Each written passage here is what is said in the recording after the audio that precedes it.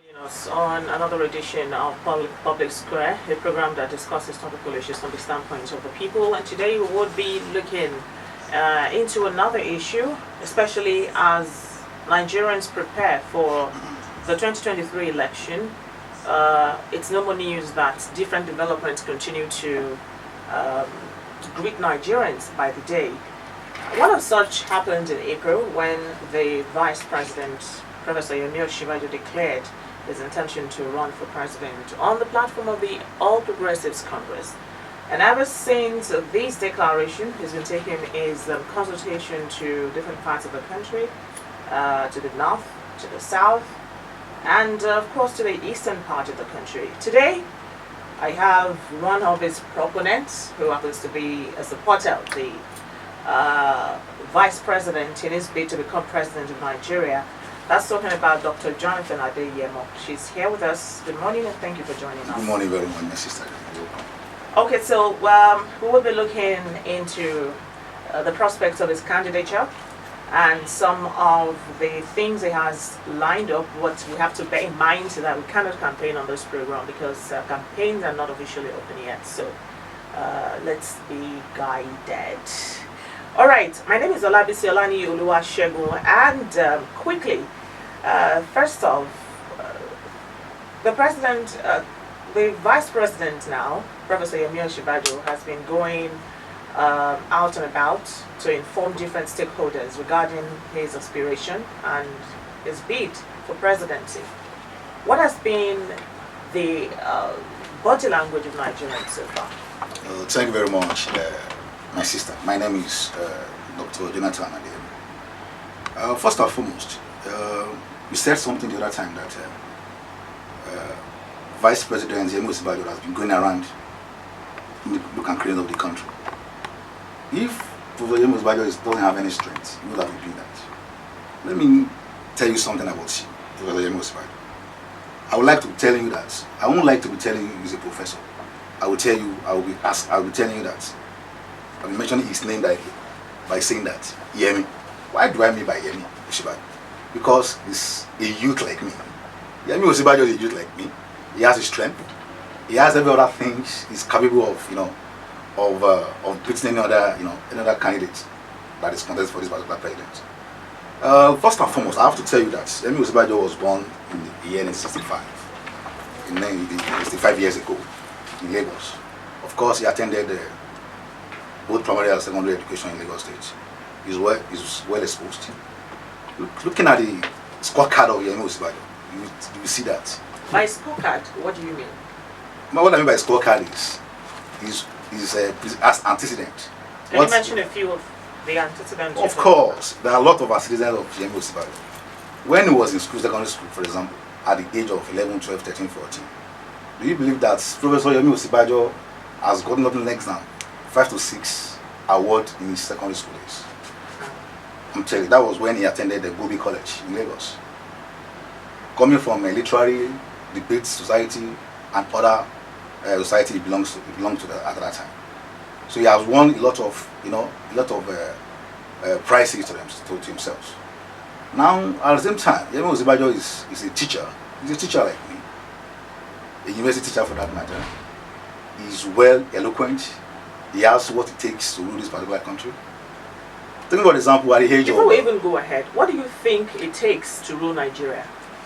What it takes to rule Nigeria, he has too many other things to rule Nigeria. Let's forget about your aspirant now. Let's forget about the personality of Adanike Osinbajo for now. Okay. Let's talk about Nigeria as an entity.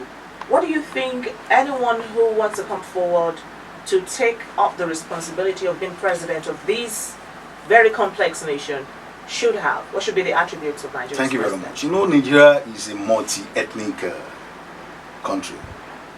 Adanike Osinbajo is a kind of person that is well groomed. He has what it takes to be the president of this particular country because of what he has been doing before. He knows what to do. As a teacher, he has been teaching all these things, even when he went to London College of Economics and every other thing. When it comes to the issue of economics. Let's not forget that Nigeria's presidency is not a talent show, neither is it a teaching competition. It is strictly about governance. And The reason I asked you what you think should be the attributes of the prospective president of Nigeria is because we need to take that and put it side by side the attributes of your aspirants. Okay. But it seems you shied away from that, maybe intentionally or otherwise. But apart from all of these professional achievements that you've been reeling out, Okay. what exactly do you think would be useful for the Nigerian contingent coming from Vice President Adanike Osinbajo? Thank you very much. When I'm talking about a country, to rule a country, someone that is ready to rule a country should be able to understand what it means by economy, political economy, developmental projects, when it talks about the issue of agriculture, health, technology, infrastructure, and other things. So Yemi Osinbajo, as I know, will be able to, to do better in this particular aspect. Campaigns have not started. Okay, I know. Now, a lot of Nigerians are at the point of declaration, that should be on the 10th of April, when he declared to be president of Nigeria. He made mention of a particular statement that has been quoted by so many Nigerians, and that was where he said that he wants to carry on the legacies of President Muhammadu Buhari. And Nigerians were quick to react to that because as we speak, Nigeria is being bedeviled by a lot of challenges, ranging from economic to political to security challenges.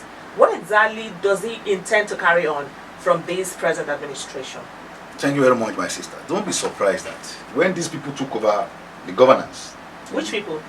The APC, including PMB and the PYO. PYO is involved. He's trying to take over from, based on what you are just asking now, he's trying to take over from his predecessor, who is President Muhammadu Buhari. Don't be surprised that these people has done a lot of work. If you have walked around the look and create of these particular countries, you discover that these people have worked very well when it comes to the issue of transportation. You still talk about the rail, talk about the health sector, you talk about the infrastructure, when you talk about the developments, economic development, is the infrastructure and other things. So he has been there to to partake in most of these particular things. He is even the brain behind most of these economic performance of PMB administration. Is the brain behind it. Why? When it comes to the issue of economy, for example, he's one that shared the economy communities of this particular administration. Is saying that when you look at what really happened in the country, for example, you have already undergone what is called, or underwent what is called, recession. Yeah, well, thank you very much. Recession for almost 2 to 3 times now in this country between 2015 and 2022, because of what really happened to the economy of this country. Because Nigeria is a mono economy. Nigeria depends almost 90% of oil at its exports. Our exports is not as high as what we are importing to this particular country. That's why we are, we are trying to lacking behind of this thing, and this is what they have been trying to work on in order to safeguard all the populace of this particular country in terms of economics. Okay. Before we go on to other issues, let me quickly welcome Dr. John Adanike. Yes. Thank you for coming. Thank you. He's also a member of the Osinbajo for President 2023 group. Your colleague here has been talking, talking about the aspiration and the bid of Vice President Adanike Osinbajo to become president in 2023. And then we also try to put that back side by side, the challenges of Nigeria at the moment. Before we even go ahead to what the visit to Ekiti today will be about, do you think that the Vice President is well positioned to be the next president of Nigeria? Thank you very much. From my own perspective and from every intellectual perspective in Nigeria, we know that there is no other person that is best suited for that position now than the Vice President, Professor Yemi Osinbajo. With reasons. With reasons. There are a lot of reasons. Number one, I remember that in Catholic Church, we believe that if an altar boy serves the priest very well, in total loyalty, humility, and everything, there is nothing that the altar boy deserves than to become the priest at last. This man had the record in Nigeria, vice president up to date, the only vice president that has been in that position and not have any little, no matter misunderstanding, no matter disagreement with his boss. That is the current president. Does that not even connote subservience in itself? No, at all. That shows the kind of a person Professor Yemi Osinbajo is in totality. Humble, respectful, loyal to the cause of the nation, not to any selfish interest. There are a lot of instances when he's supposed to allow his selfish interest override. But here is this man who loved Nigeria more than any other thing. He will never. He will rather sacrifice and let go. And that is what has been holding this government to date. Okay, the point of reference for many Nigerians is that the President Muhammadu Buhari definitely has done his best in the last 7 years, but a lot of Nigerians believe that his best is not enough because there continue to be complaints about the economy decline, the doldrums of the economy, and other challenges such as security and even political. Now, do you think being a part of this system, of the system running the affairs of the country at the moment, how can you possibly isolate the vice president from the failures recorded in this administration? Thank you very much. We are not here to isolate the vice president. Government is a continuity, and it is whatever happened, we take the blame together. But let me tell you this. We inherited insecurity in this country. We inherited Boko Haram. 7 years ago. Do you know that when we're supposed to nip it on the board, the money budgeted in dollars, when Naira was still good, to procure ammunition and arms and everything to fight Boko Haram was shared as Dansuki Gate. I don't know if you remember how much is that money. It was not in this dispensation. It was in the previous PDP administration. We inherited it. When Boko Haram was still in the board, that if that money was spent properly to acquire what we needed, maybe today there won't be Boko Haram again. By the time we inherited, don't forget, when we came in, there was issue of Niger Delta, which affect our economy. Nigeria that used to export about 2.2 billion barrels of crude oil per day ended up exporting 1 billion crude barrels per day. At the same time, the price of crude oil fell in the market.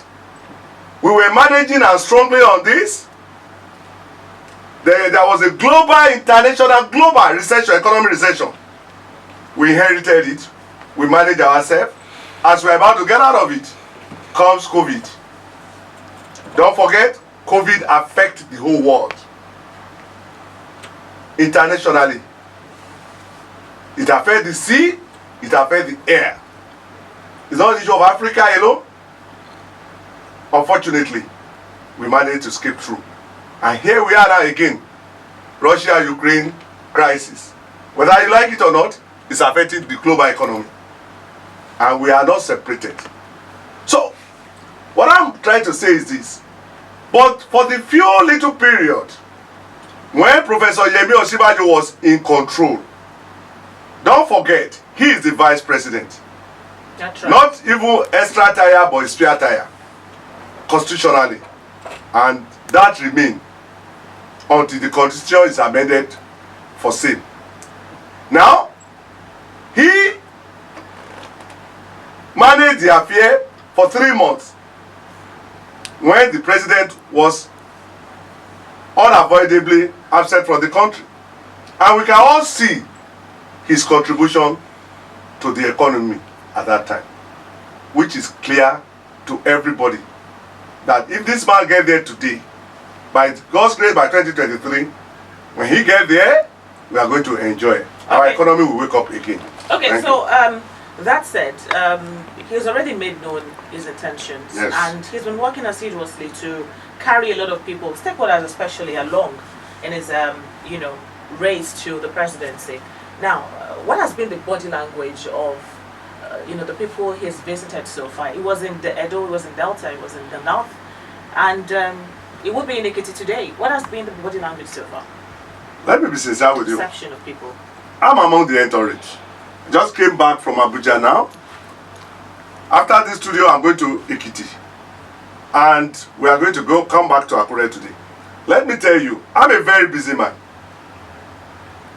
The body, what we see is what is encouraging people like us to leave our domain, to leave our job, and follow this man. All over Nigeria, all what we can hear, anywhere we go, is Nigeria yarn for Osinbajo. Nigeria yarn for... Campaigns have not started, please. Yes, we are not campaigning. I say what we can, you ask me, the body language of the people. The body language of the people is that, welcome, Mr. Osinbajo, the President of Federal Republic of Nigeria, come 2023, and we are happy about it. It is the Lord doing. Okay, no, they say that politics is a game of numbers. I'm with Dr. Jonathan Adeyemo now. It's not just about, sometimes it goes beyond the body language of people. It's about what actually would pan out when it comes to, the actual process, that's the electoral process. Primaries will be coming up on the 30th of May. And you also agree with me that no political aspiration gets successful without a structure, a proper structure that has been put in place. Do you think that Vice President Yemi Osinbajo has the needed structure to put through at the primaries?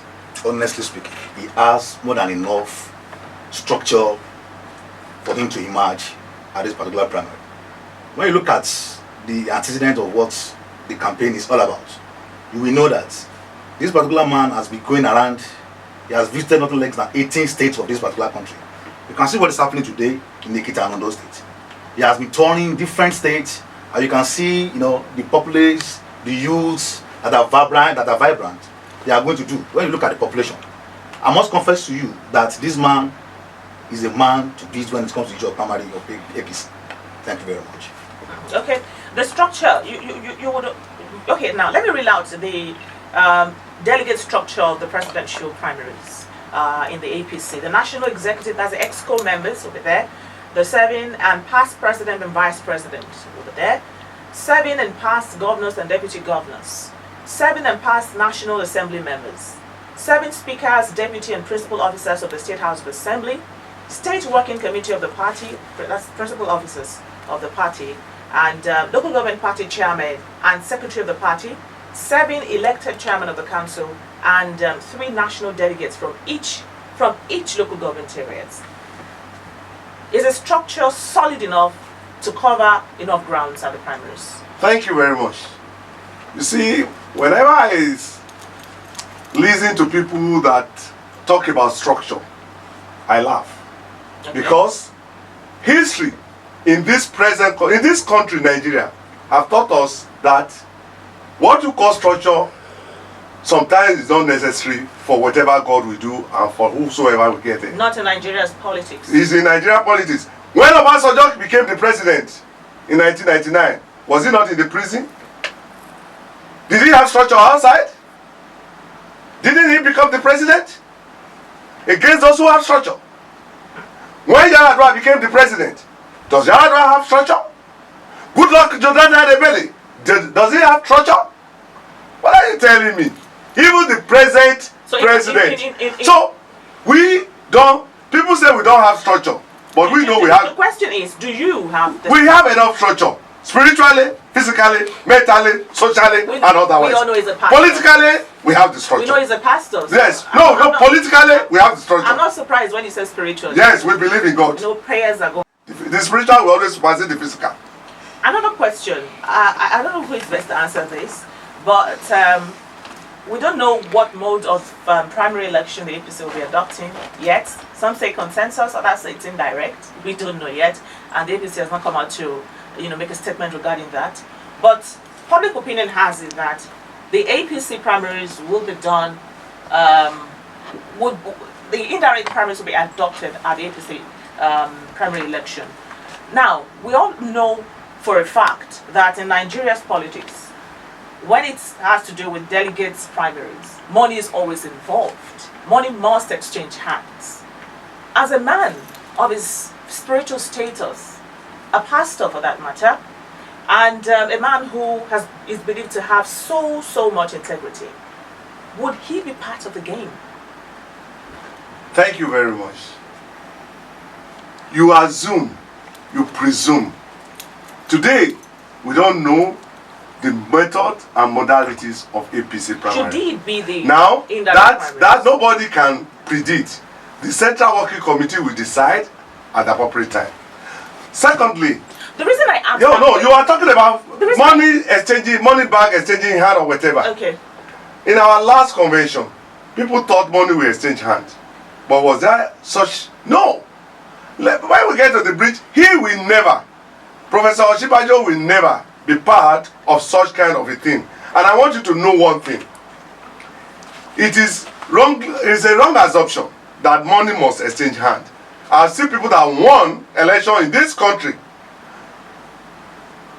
Aketi Olua Rotimi Akeredolu San, when he won first time, he was the least among them. Other people share 150,000 naira, 100,000 naira. I was part of the delegates. He couldn't even get the physical cash for everybody. He promised some people 50,000 naira, and yet he won. I have participated in an election where I shared 2,000 naira in this state, House of Assembly, 2015, in my local government. And the person that won shared 200 naira.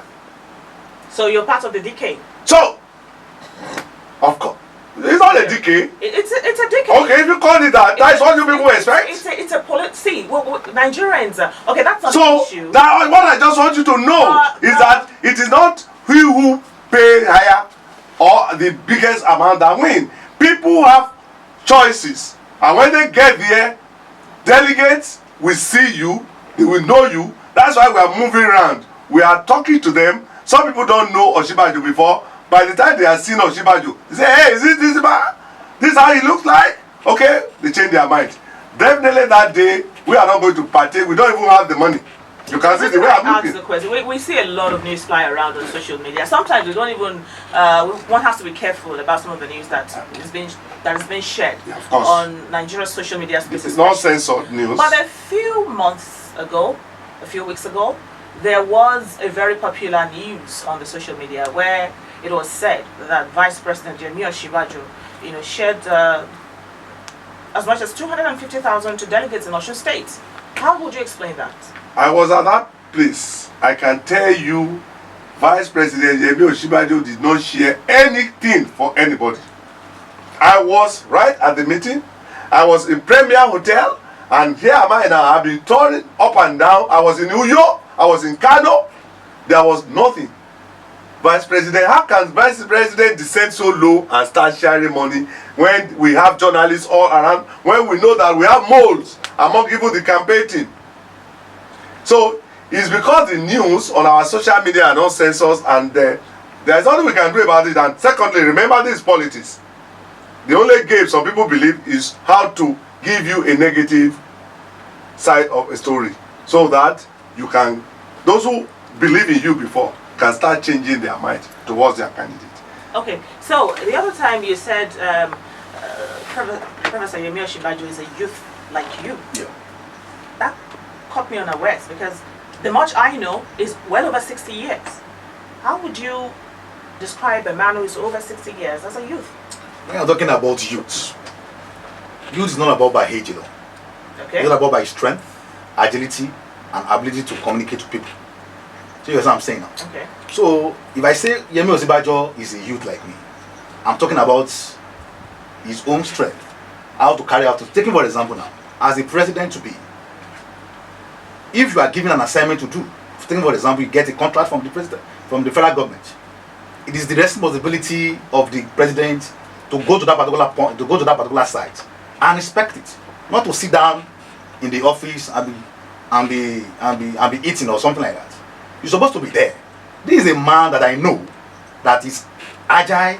He has the strength to look at every contract he may award when he gets there. Now let's talk about his chances. Okay. Yeah. In Nigeria context, in Nigeria political system, 60 is still a youth. Let's talk about it. In this Ondo State, tell me which of the governor in Ondo State that is less than 50 years. Before you even get there, before you get to the position of commissioner or governor, talk less of going to presidency, 60 is a youth in Nigeria political system.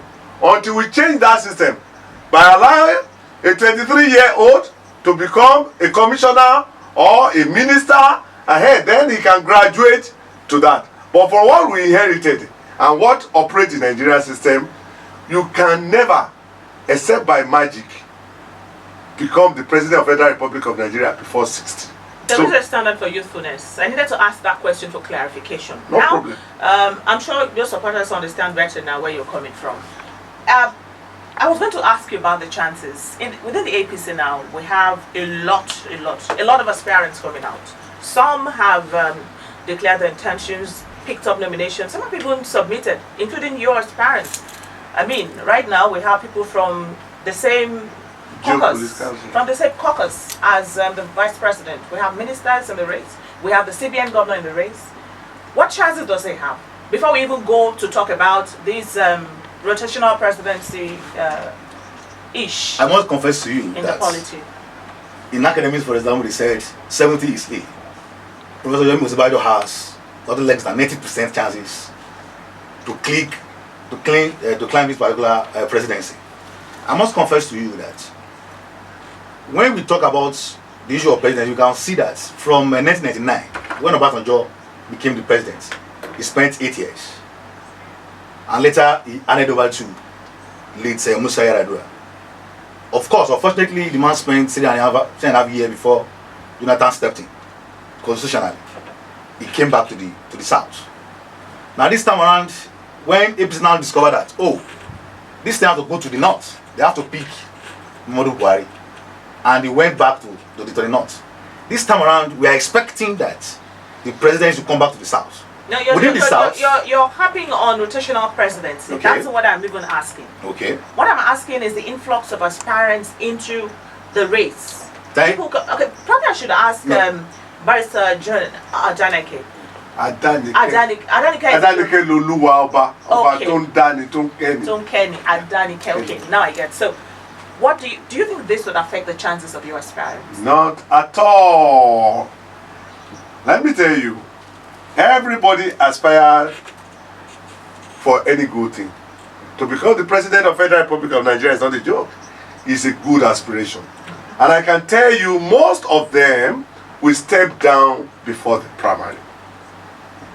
Okay. Yeah. That's coming from you. Yeah, I can tell you on that. Good authority? Yes, write it down. Started. Most.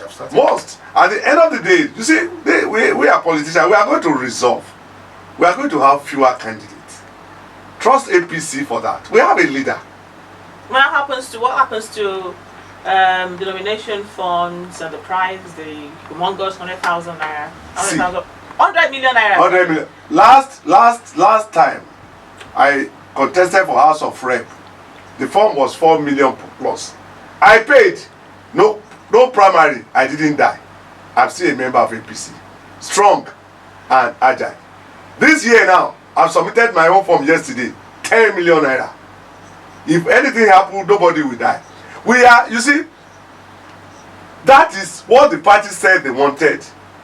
And you don't have any other choice than to obey if you have interest in taking over any political appointment. So, the fact that you pay that money, you have made up your mind. If I pay this money, if I win, I win. It's not do or die. If I lose, I lose. It's an investment. It's just like somebody investing his money to go and import something, and unfortunately, the ship couldn't bring it down. The ship wrecked. Would it die? An investment. It's an investment. Politics is investment. Don't deceive yourself. To be recouped. Whether you like it or not, positive or negative. By all means. Any investment, not by all means. Any investment is not by the owner of Adaba FM invested. This is a personal business. Of course, is there no other broadcasting houses? Is it not competitive? The Nigerian business. Is it not competitive? You're mixing it all up. No, we're not mixing it all. The Nigerian business is not a personal business. It is the democracy. Is the government of the people, by the people, and for the people. Yes, but the people that want to serve with whole intent of just going there to serve, would you allow them to serve? Is the society, is the system, does the system allow it? Are you not the one that is talking now about money exchanging hand in primaries? That's the narrative we've had. So now, how do you change it? If you are not in the system to condemn it, if you are condemning from outside, nobody will hear your voice. We need men of integrity in that place. I often let people know, by the time we fold our hand outside and we start criticizing, nothing will work. Let all those who have good job, let them come in, let them make politics their part-time business. Professionals in politics. No, let them make it part-time business, okay. Not professional. I have been participating in politics all this while. I have my business. I'm a medical practitioner and a lawyer. I have my office, medical practice many years ago, and I have my law chamber. So I go do my work. When it is time for politics and I want to participate, I bring my money, I spend it. By the time, nobody can buy my conscience.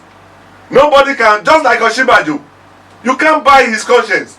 You can't do it. If he doesn't want to do anything, he won't do it. If he doesn't have conviction, if everything is against God's plan in his life, he will just withdraw. He will just sit down. We have been working with him for all this year. We know.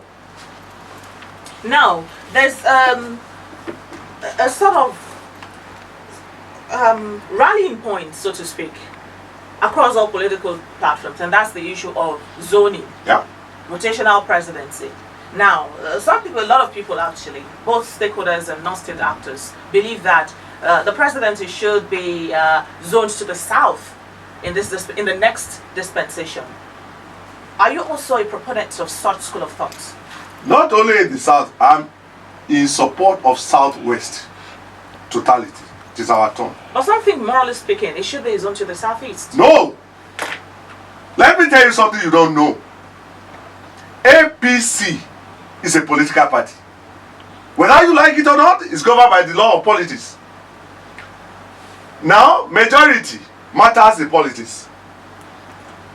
How many states in southeast that are being governed by APC? We have only Imo. Are you listening? The other one join later. And now, if we zone our president to such zone, what is the population of APC in that zone? Southwest, all our states, we have been suffering with APC since inception. We just lost Oyo State only to PDP. We have majority. When people were mocking APC, we key in. We sacrifice, and it became a party. Southeast is dominated by PDP. Southwest dominated by APC. So if anything is coming from APC, why should it go to the minority? It should come to the majority. And Southwest formed the majority of APC in, if not because we lost Edo State, because of one reason or the other, we formed the majority in South generally. Well, and even till today. We really cannot second guess politicians sometimes, because they say the more you look, the less you see. Yeah. But there was a meeting that held in Lagos recently where we had all APC's parents, including I was there, live and oh, direct. that makes it even better. Yeah. From the body language of us parents in that video, that viral video, one would think that there was some sort of consensus arrangement at our meeting. Probably there were a lot of decisions made towards, victory for the Southwest at the primaries, so to speak. Can you give us some of the, deliberations made at that meeting? Well, some of the major deliberation made at that meeting is to let everybody know that it's not good for us to have many aspirants at Southwest. We should go and settle down and see how we can bring out our best players to be in the team. And that was jointly agreed. There was no consensus that is following this. Secondly, we were made to know that in our campaign we should stop abusing each other. Osinbajo group should not abuse Jagaban, Tinubu group should not. No, all those derogative language like betrayal, like this, we should stop all and let us concentrate on what we have to offer. But you can't take that away. That is one of the negative public opinions against you as parents that is running. Let me finish. Yeah. That is running against the man believed to be his political godfather, Yes. a man believed to have made him politically, a man believed to have his best interest at heart. And over time, he has come out to say that this particular ambition, talking about Asiwaju Bola Tinubu now, happens to be his lifelong ambition. He stated that clearly. To now have a person of vice president's stature and what's it called now? Stature, yeah, political stature, coming out against, as the vice president, coming out against Asiwaju Bola Tinubu, would you say that that is no betrayal in itself? Thank you. There is nothing betrayal in this matter. People misunderstood a lot of things. Professor Yemi Osinbajo got his first political appointment at the age of 31 with Justice Honorable Bola Ajibola as the PA. He was a professor before Tinubu became the governor of Lagos State. And when Tinubu became the governor of Lagos State, let me tell you this. He is the governor. He can't be the commissioner. He needs able and competent hands to join him so that he can form a good executive. Is Osinbajo the only capable Now, in Lagos State? Osinbajo is a professor of law. He was a professor of law, his son. So he needed him. He brought him into his cabinet. It's just like somebody looking at me and say, John, you are a good medical practitioner. You are a specialist. You have been in this job for over 30 years. He became the governor. And bring me into the commissioner of health. Does he favor me? I made my name. Osinbajo has already made his name academically, politically, because he was a PA, an assistant to Chief Bola Ajibola, International Court. Now, after that, he served Lagos State diligently. I reside and based in Lagos. That was the time Lagos State created the 57 LCDA. Obasanjo, the president then, seized the Lagos State money, the allocation. Osinbajo went to court, filed 13 suits for Lagos State, and he won 12. Osinbajo was the one that was able to rescue Lagos State from the clutch of. That is why the 57 LCDA is still functioning till today. He worked faithfully, and you see, when he left, he became the vice president. Now, tell me, my dear sister. Engineered by who? Engineered by God and by people. It was not. People Yes, like. let me tell you this. People like. Like, well, Amosun. Okay. And? Aregbesola. And?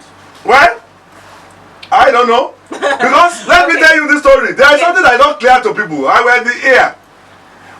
Bola Ahmed Tinubu was never the one that nominated Osinbajo. Alright. Rather, he wanted Oshiomhole, who Buhari rejected in totality. In fact, it was a terrible situation at that point. that made both of them to exchange Before words. you even go ahead, it's so unfortunate that, I mean, these issues are really intertwined. Yeah. There's no way we'll talk about one without touching on the other. Yeah. But are you aware? That if I tell you that my political history will be incomplete without Aketi and Adetime, but that doesn't mean where I'm aspiring to get to now, they even wanted me there. No. But I remember at my early stage of politics, these are the people that I'm seeing and having me I was having the kind of the encouragement that I'm with the right people. At this point in time, Nigeria is faced with a lot of challenges, and we need a man who, now than ever before, Nigeria needs proactiveness. Nigeria needs a man who is firm, who can stand his ground, and wave all sort of negativity regardless of the situation. I know politics may really not be like that, but what I'm saying in essence is a man with confidence and the aura to be president. Do you think that man? I don't think that man is. I've not asked my question. Okay. Do you think that, given the antecedent of Vice President Adanike Osinbajo as VP, who a lot of people believe has been quite silent for the most time, fits into these box? It's not that I believe, but that is the only person that Nigeria needs at this point in time.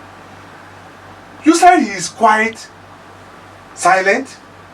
Do you just remove your extra tire when it mattered?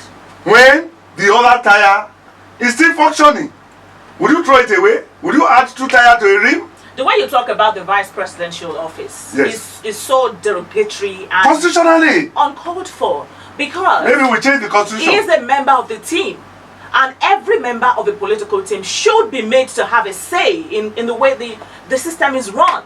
If you're saying that your man has not been saying nothing about the way Nigeria has been going for the past 8 years, you're indirectly demarketing him. My sister, that is not true. Do you know that the chief of staff is, because you people look at him from outside, you know that the chief of staff of the governor is more powerful than some of his commissioners, even than his deputy governor, even chief protocol. Man, as what the constitution says about a vice, a deputy is deputy, even the local government level. Yes, when the opportunity comes, we all saw it when the opportunity came, he spent 3 months and we saw what he did. And look, somebody was talking to me about the economy he shared. I said yes. Don't forget that economy committee.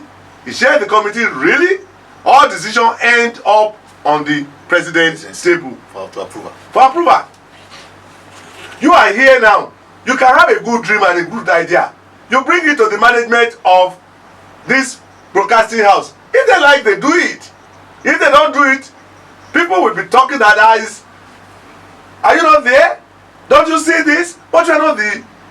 That is just it. Okay. But we know that by the time, by the special grace of God, come 2023, when the authority get to you. To buttress what my brother has just said. Yes. You now discover that when Vice President Adanike Osinbajo was acting as the president, there was a hanky-panky of one of these people closer to the president, like DSS director. What he did to that man, he was sacked immediately. That's true. He was sacked. Look at this. Secretary to the federal government. No, DSS. The director general of DSS. The federal government who cut grants with millions of money. He was sacked immediately. To tell you that he has something in mind to do when he becomes the president. Let's quickly take a few comments from our Facebook.